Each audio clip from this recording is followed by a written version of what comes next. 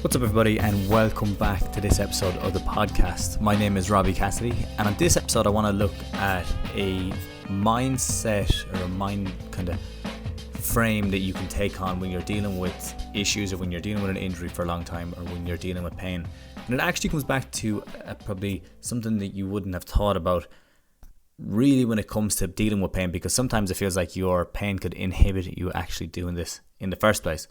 So to go to the start, I guess trying to keep this one nice and short and simple, but I was having a conversation recently with a friend, and we spoke about the idea of healthy habits and a healthy lifestyle. And it was just after a surf, so we were feeling particularly zen at the time, you could say. We were sitting back, we were drinking our iced lattes and contemplating life at the same time. But this friend of mine is a coach as well, and he works with people in the body composition space, and also like in small group personal training and gyms. So he's heavily involved in the community as well, which is good. And the thing was that the idea of being connected to nature in some way was tossed around. And is there a difference between living in the countryside and living in the city? And I was speaking about my experiences of living in different cities, from wherever, to Buenos Aires to Floripa to Valencia, or Lisbon, a couple of different cities that I would have stayed in over the last couple of years. And I was kind of comparing how, for me, I do need that nature near me, because I feel that it just keeps me grounded and it keeps me more relaxed. And he spoke on getting into the ocean and the impact that it has on his mood. So we were going over and back, and we really were, at the time, we were prime examples of the feeling of zen, of being connected to nature. As we had camped the night before, we had got up, we had done our barbecue, and we had gone surfing. So there was a real flow to the feeling at the moment, or at the time, and a real groundedness as well. And one of the points coming up is the idea of this connection to nature. Okay, connected to something bigger. In ways, it's an offload, and I have done podcasts on this in the past where I talk about how being around big bodies of water and open green pastures can help you to regulate and helps the system to be more relaxed. Okay, and as a coach, I guess the topic then changed to talking about the people we work with. And I was talking about how a lot of the time on calls, when I'm talking to someone, and they're going through a flare up, whether it's back pain or it's a shoulder pain or it's a neck issue, we talk about this idea of, do we need to offload here, or do we need to recover? And this is something that's commonly brought up. We do it in our back to exercise program. We have a full, let's say, presentation on it, where we go through in detail, like a real training on how to offload, how to recover, and when are the right times to do it. And the thing about it is, when you look at this offload versus recover strategy, it's this idea that, do we need to offload energy that has built up, and now our system has gone into overdrive, and it's causing pain everywhere, and anxiety and a lot of fear around what's going on? Or do we need to recover because we run down, we need time to ourselves, the body's in that adaptation phase, it can't just keep giving and giving and giving, and like when the battery of a car goes low, all the lights in the dash turn on. Now you're feeling pain everywhere, you've tightness everywhere, you're just feeling, you've a lot of discomfort with movements, and you're slow to get going. That's more of a recovery phase, and it's a really powerful reframe.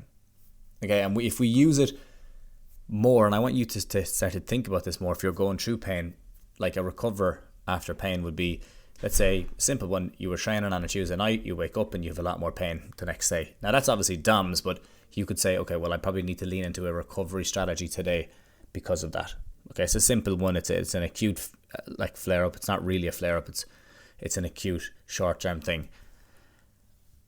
Once we start to understand, though, that this reframe, or this idea that there's always something that we can do, it gives us a lot of control back.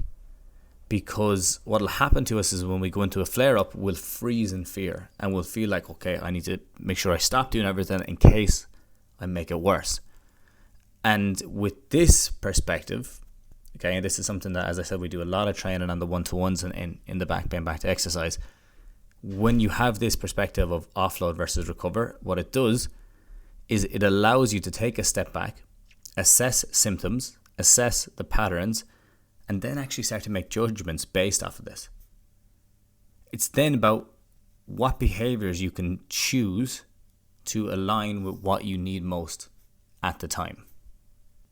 Otherwise, if you have no strategy, pain will build up, you'll become fixated on it, and this energy will have nowhere to go. You won't be able to put it anywhere. Okay, so take an offloading strategy, for example. It generally becomes more important when we've had a couple of tough weeks. Okay, it's like a build-up. There's plans are coming to the fore, presentations at work, there might be conflict in a relationship. Your schedule is just jam-packed and energy is being built up everywhere, but it has nowhere to go. Or you could have huge emotional trauma that needs to be processed, or that energy needs to be put somewhere. Okay, this is your offloading strategy. This is where you need to have something, an outlet to go to, somewhere to put that ball of energy so that it's not just in the system impacting your sleep, impacting your mood, impacting your recovery, impacting everything. What's happening is you just have so much energy there. It needs to be processed, or it needs to be, as we say, put into an outlet. Now, recovery is the opposite, but it can come at a similar time. Okay, recovery comes when you're just absolutely wrecked. You're run down. The body has gone into this survival mode. The same as I said, when the battery of a car goes low, all of the lights on the dash start to turn on. We're just really fatigued. Okay, and we need to take care of this.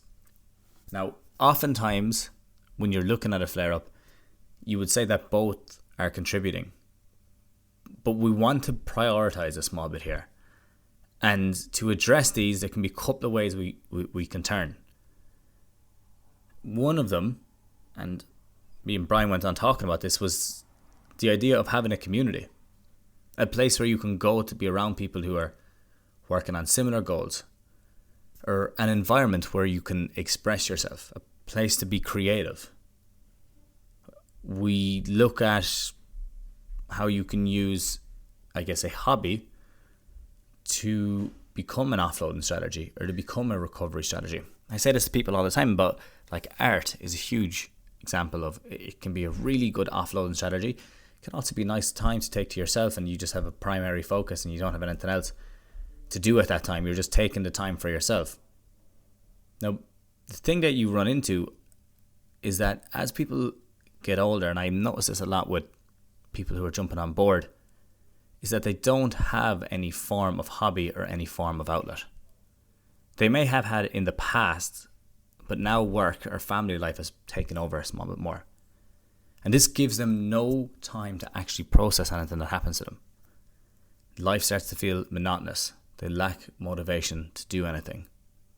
Their mood is all over the place. They don't really have any consistency in it. And what happens is this lack of outlet amplifies any issue that comes to the fore.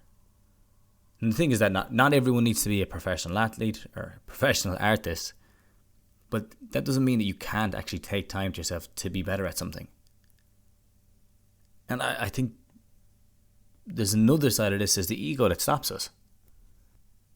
When you cut out things in your life, like more and more and more, you become less comfortable trying new things. You find it very difficult to go outside of your comfort zone.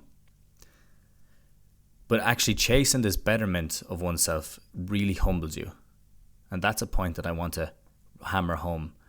Like, when we realize that it's the ego that's stopping us from doing stuff, then you are liberated by doing those things and going against your ego, because you notice that it's not going to completely crush yourself. What it does is you might take a hit in the moment, but in the longer term, you start to feel better about yourself. Because we have to first admit that we're not good at something before we can commit and actually make change on it. It's very easy to make excuses around it. And nature is a perfect example of this. It grounds us. When you're in the sea and you're getting thrown around by waves, if you're a good swimmer, obviously, you're grounded, you're humbled. You know that you have to let go a small bit. When you're climbing a mountain, it's the same thing. This vastness. You just have to succumb to it. You just have to let yourself go through the motions until it's done. And it's an important reframe, because it takes us out of our heads and into a place where we can process things in the background.